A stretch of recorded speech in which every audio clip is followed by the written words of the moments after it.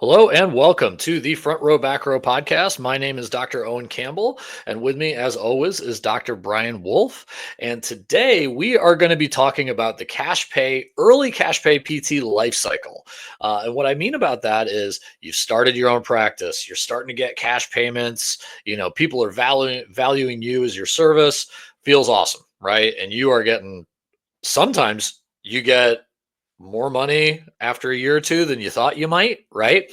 But the issue that we have been seeing in our mastermind practice and with some of the people that we've come across is that there's this wall that people hit, right? And in sports we call a rookie wall, but a lot of cash pay practices tend to hit this wall when they get busy, they are full, and now they don't have time to work on building the practice, right? And there's some specific issues with building a cash pay practice that we've talked about before. We'll go over again today. So if you are feeling like you are hitting a wall with this, hopefully this podcast can help you guys out, and looking at some strategic ways that you might be able to build and grow your practice so that you have an asset versus just a slightly higher paying job. So with that, as always, Brian, I like to remind people who are listening that you actually started your career. Well, I shouldn't say career, your entrepreneurial career out of the back of your car doing cash only visits. But now you have 5 clinics. They run about half cash, half insurance, right? Where you're doing that fitness, you're the PT to performance kind of model, where if you look at your top line revenue, half of that is coming from people paying out of pocket and half of it's coming from insurance. So I think you'd be an interesting one to kind of tell us things that you've seen, because you've navigated this transition successfully, which not a lot of cash pay PTs can do easily. Yeah, the reality is, again, I keep talking about it all the time, is where do you want your business to go? What do you want to grow? How do you want to do it? Right. And there's an analogy that I'm going to steal from Alex Ramosi that I love. He talks about how if you're going to build something small as a house, or like the smaller, whatever the smallest thing you're going to build, the foundation doesn't need to be as big. But the bigger you go with whatever you're trying to grow and build, the foundation is bigger and bigger and bigger. Therefore, it's going to take longer and longer and longer to grow. So the reality of what I think I see with a lot of people is they lack a lot of patience. And so what ends up happening is they're saying, hey, what I'm doing and how I'm growing my business and what I'm trying to do, they're like, here are the steps I need to make to grow my business. But the problem that occurs is they're not patient on what they're doing. People overestimate what they can do in a year and underestimate what they can do in 10. Mm-hmm. So if you have a vision in your head of what you're trying to grow as your business, think in a 10-year block. If you find yourself saying, hey, I want to start my business, or I didn't really want to be in business for myself for 10 years, then I think you made a fucking mistake, right? like honestly, and again, Owen's making fun of me because I'm getting a little aggressive these last few podcasts. But the reality is, I think there's a lot of people that think the grass is greener in certain places, and they haven't thought through the actions or ramifications of what could potentially be. Yeah. And so what ends up happening is, and again, guys, for those of you who are just starting your practices, like I lived through COVID. Let me tell you something about your cash-based practices. There's a lot of people in a lot of debt because of that. And so cash-based practice is very volatile. So one of the hardest parts of being a solopreneur and how to grow, right, is you've got to take risks, but you've got to also understand the certain skills that mitigate those risks. And so we talked about this, like you got to focus on what's bottlenecking your business and grow. What's bottlenecking your business and grow. Like the biggest thing that me and Owen have thought about is if I'm starting my cash-based practice over again, I am making myself as much money as I possibly can and being as efficient as I possibly can in that practice before I start hiring anything, before I start hiring anybody. And the reality of that is that's from the cash perspective, so I can start to change. Here's the kicker. If you start a cash-based practice and you then go to insurance, realize you're working with people in different buying wallets. Now, it's an okay transition, because a lot of times what happens with insurance is if I'm going from cash pay to insurance, typically more people are excited about that idea, and it will increase more volume, and now it's more of a volume game. However, there's also the aspect of hiring and building a business around that process and how that all works. So if you're thinking about a vision specifically that you have, and you don't have a great path to get there, and you haven't mapped that process out, that 10-year process or plan, then again, I would caution people from messing around here and going past being a solopreneur, right? Because this starts getting dirty fast. And that's not me. By the way, that's, again, this is a plug for Physio Growth. If you want help with that, that's what we do. We help people figure this shit out so they don't fuck themselves up. Number one. Number two, if you're like, hey, I wanna be able to grow my business to a point where I don't want to see patients anymore, right? All right, but then why do you want to be in physical therapy in the first place? Right? Like, what's the point? And even doing that, I mean, you can't do that at cash based, No. right? I stopped seeing patients in my business out of pure necessity. I had no idea that was going to happen. I did it because I was like, we talked about this in the last podcast a little bit, is I had to focus on other stuff building the business. So I realized that the easiest thing to replace was to me to put physical therapists in my clinics that could do this stuff for me. I still treat patients. I still treat some patients, even though I probably shouldn't because it takes up a lot of my time. But it's one of those things where it's like, I love doing it. So I'm in there. That's the happy part of your day. Exactly. Yeah. I enjoy it. It's a stress-free side of my day. It's the thing I'm really good at. And so I think that it comes from that perspective. And I think we have to talk a little bit about, like, let's say the last 10 years, right? And, this kind of insurance rates were good, not good, but decent, right? In like 2010-ish, right? Where you could have a clinic, you could see maybe 9-10 visits a week or 9-10 visits a day, maybe even 8. Like, maybe you could book one an hour and you could still pay your employees rent, all that stuff. Well, cost of living's gone up, right? And insurance rates have gone down. So what happened is all these people jumped out into cash PT probably in like 2014, 2015, right? And everybody looks like a genius in a bull market. If you look at 2015 to 2019, it was nobody could lose in the stock market. Everybody had money, whatever. Like, I'll pay cash, that's fine. Rates are going up, all that stuff. COVID happened. It was a short drop in the market, right? So like you said, there's a lot of people that went into a lot of debt, right? Who are cash pay at that point because people didn't want them in their homes, all that stuff, right? Like, kind of high risk on that. We can also talk about risk too. I know a PT who, unfortunately, they were in an accident and now they're just begging people to take like contract rates for all their therapists, for all their patients. So you have that risk, right? And then now stock market's gone bananas, since 21 all the way to now. So a lot more people are looking like geniuses, right? So I always, I kind of told Brian when I first started this, like, I know I'm going to have to basically maybe make 40, 60K, right? My first year. Like, I understand that because I need to be marketing and building and all that stuff. But I don't think that's a common thing. I think that the people who I've heard who are like, I want to open cash, and for a very good reason, right, is that they just, they work for a crappy employer, right? They're getting stuff thrown down their throat and they're like, there's got to be something better than this. My loans are due. What do I do? Oh, somebody's like doing well in cash, I'm going to do that. And then they start doing it and they patch together some PRN. But I don't want to make it sound like I'm some genius, but like that part, just getting to the part where you have like a little bit better salary, that's not terribly challenging right now. Now, stock market crashes, it's a lot harder. Agreed. But the biggest bottleneck is now what happens when you're busy. Now what happens when people want you? Now what happens, like, where do you go, right? So that's where I think that that's where the business owner mentality versus I want a nicer job and better work-life balance mentality, that's where the wheat gets separated from the chaff, right? Where you have people who understand, okay, I have to sacrifice, I have to, put a bunch of money down to get a space so I can start on all these insurance contracts so that in 2 years I can hire 3 people, right? Or you have people who are like, okay, I got to raise prices and be at this obscene level and outperform and out network all the people in my area. Because let me tell you, the people in Phoenix, at least, that are charging like 250, 300, they've had a practice for 8 to 10 years, right? Mm-hmm. They are exceptionally good in their niche. And guess what? You're not unseating them. Right. So like there's a lot of things that once you hit that wall, like I talk about at the top of the podcast, the rookie wall of I'm busy, I have a full schedule, I can make my normal paycheck. Now what? Right. It's so funny. And here's the irony. The sacrifice comes in.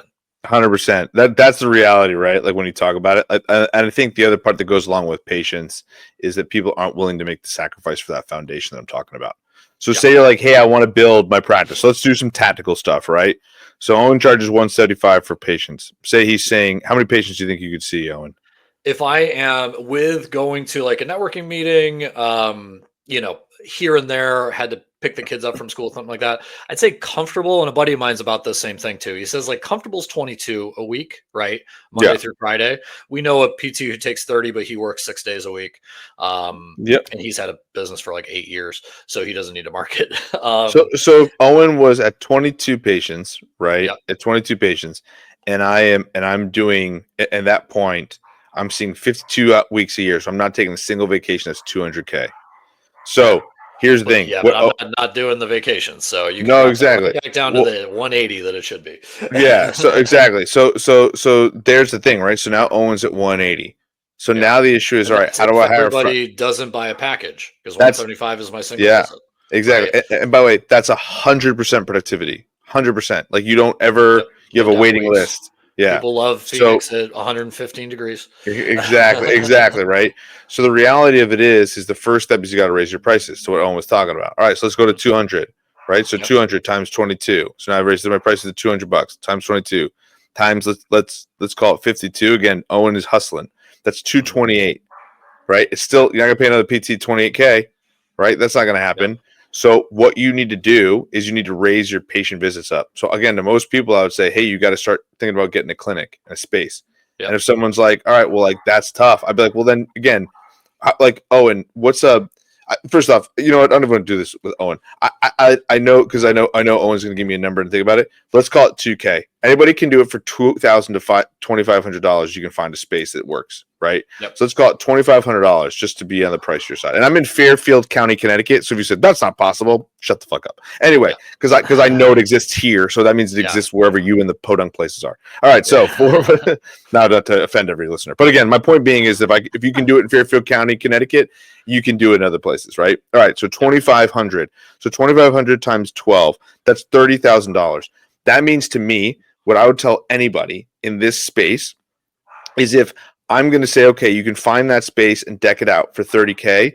What I would tell you is if I'm making 180K and my overhead already for gas and certain things, let's call it the 20K, puts you at 160. You better be prepared to be okay to be at 130, which by the way is still a great fucking salary. But at Yeah. 130, you're making $130,000, and ultimately you're putting that 30K towards opening more space to make yourself more efficient. And guess what? It means you can see more patients in more time, and ultimately you can build the business properly. That's what I would do. That's the bottleneck for a lot of mobile PTs that they don't realize. They're like, let me outsource this. Let me outsource this. No. Get your time back. Go to a location. Yeah. Stop screwing around with this mobile PT shit. Because what happens is, and oh, by the way, again, when I say all these things on this podcast, Owen's laughing, but Owen also knows that that's like his plan. Like me and Owen have talked about this multiple times, right? So Yeah. if you came to Physio Growth and said, I want to grow this mobile PT, but I don't know how to grow it, I'd be like, get a location, like because that's just the reality of the situation. Yeah. If you want to be a solopreneur and charge an obscene amount of money, you got to go to different people and different houses.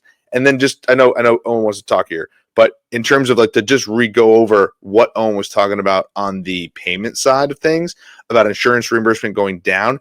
It's not so much that reimbursement has gone down; it's that it hasn't gone up. So you just have to be. And again, like I was watching. You know, I got a funny one. I got a funny one for you, Owen. I was watching Boy Meets World yesterday with my kids. The first pilot episode, right? My 10-year-old, she's so into it because, like, again, that show was great, right? Corey and Topanga. Corey, by the way, is now 44 years old, which is crazy. He was 11 in that show, to give you an idea, right? Exactly. So to give you an idea of that. That was a grocery store manager, was the dad who owned a nice house with a white picket fence in the yard that I'm like, anywhere in the country now, this is $1 million, this house. So my point being is inflation has gone up drastically, right? And this is the US, obviously it's gone over the world. So the reality is that's why people are talking about these salaries. It's just our reimbursement rates haven't gone up. So that's why a lot of businesses are triple booking, double booking, trying to drive through physical therapy, through volume. The reality is you also don't have to do that. Like that's where the cash-based hybrid stuff works, is you can get more creative on a one-to-many model and play around with certain things as well. So anyway, that's a global kind of synopsis of it as a takeaway is look at the bottlenecks in your business, make appropriate decisions on how you want to grow the business in the direction you want to grow. I would say if somebody wants to stay mobile, just raise your prices and be a solopreneur forever, because building an asset is very difficult there. But if you want to go into an asset-based business, grow it to something which is sustainable, where ultimately you can say, hey, this is awesome where I'm going, and I know there's different places to go. That's where I would build some a location and build around that. Yeah, and to kind of put a bow on it, like if it's very challenging for a physical therapy business to fail with how many people need us, how few there are, and all that. But some of the only ones I've seen fail in the last few years have been cash-paced PTs who have a bunch of contractors, right? Yes. And they just are churning like crazy Yeah. with employee attrition. And then they just get to the point where they're like, this isn't worth it. I'm going to go back to doing my own thing. Yeah. So there is one other thing. There is a ceiling on cash pay PT. And I mean, hey, there are people that have done it, right? But almost always they get to like 2 clinics, right? Why do you think we're buying them up now? I know. It's a business, right? Like that's the reality. Like so one of the other things that's happening they can't is sell for a multiple. Like they're exactly. cheap. So now they want to be part of us, right? So here's the thing that's interesting when it comes to these other things like what Owen was just talking about and these churn. The other thing I would talk about is like, say you're like, oh my God, I want to hire a PT, but I can't find somebody. It's because your practice isn't cool. Number one. Number two, like it's not as cool as you think it is. Number one. Number two is when you actually go to hire somebody and like then they realize that they could do it on their own and they're churning, realize that like all that work you put in to get that employee, I don't say it goes out the window, but it becomes much more challenging because now what happens is I've just fought tooth and nail to get that PT, but they didn't like they thought the grass was greener. Then they came and worked for me and they were like, oh, it's not what I thought it would be. And so now you've just shrunk your pool even more in that capacity. Mm-hmm. So again, I just think the mobile cash-based PT model doesn't scale well. It doesn't scale well. And to your point, like you've seen it over and over again. I'm sure there's people that can do it, but show me the cash mobile PT practice that has multiple locations in multiple states. I don't think it exists, right? Because why? Because these freaking giant home care companies with insurance base are going to smash them. But right? I'm in 6 CrossFit gyms. Exactly. And really what that is there's 2 people with 2 tables going to different CrossFit gyms at different times. And it's like, you don't have 6 locations. Exactly. That's it. That's it. And so I think it comes through it's very volatile and that makes it challenging. Yeah. So, cool. So to answer the question at the beginning of the podcast, get a location and start buying back your time. Yes. Don't efficiency because real quick, because I know we got to land it right. So like again, now all of a sudden, how many patients could you see if you did hour treats? You could do 40, right? 40. Oh yeah. So now say I'm charging 175. What Owen's paying now, 175 times 40, right? That's now all of a sudden it just turned into $364,000. That's 100%. Yeah, that's a business. You see what I'm saying? Like that's the difference. You got to get back your time. And I get it. A lot of people, if they're listening, well, I really want to treat people with their homes. No, you don't. You don't have money for a space. Like, let's be real. Let's be real, guys. Like when we started the mobile stuff, like I don't have money for the space yet. It's too risky. I'm not sure. Well, then you got to take a step back to grow it. Just know that you're a step behind other people that are opening up a place for themselves. So just be honest with yourself. Just realize where this is going. It doesn't mean you're failing. If you are going after, again, here's my inspirational piece. If you're going after your dream and have a dream practice in mind of what you're trying to do, don't rush it, guys. It's a 10-year process, right? Take the 10 years, eat the bleep, and just do the work. You that, but like 6 other times you threw out. This was supposed to be for Instagram. He messed me up on mine. All right, so exactly. The clip would have been eat the shit that you need to eat to get to the place you want to get to. And the reality is there's sacrifice involved in that. That's the key. And people aren't willing to do that. So anyway, this is the type of stuff we help people with physio growth. We help people grow. We help people learn this process. We help people be realistic about what they're doing so they can actually build the dream practice they want to build. Again, physio-growth.com. Join us, guys. $99 a month. Anybody can make that sacrifice. I respect the grind that you're doing. And these types of conversations, you make that move that we just talked about, you just made an extra $150K. Yeah, I worked it out the other day. That is, if I bought a $4, which would be the cheap coffee at Starbucks, every business day as I went on to work, the same exact, it would be, no, $5, sorry, $5, it would be the same as buying a physio growth membership. Yeah, so the value is make coffee at home, learn some shit. I love it. I love All it. right, and with that, we are out, my friend. Awesome. Thanks, man. All right, See I'm ya. gonna have fun clipping this up for Instagram later. Exactly. All right, bye. See ya.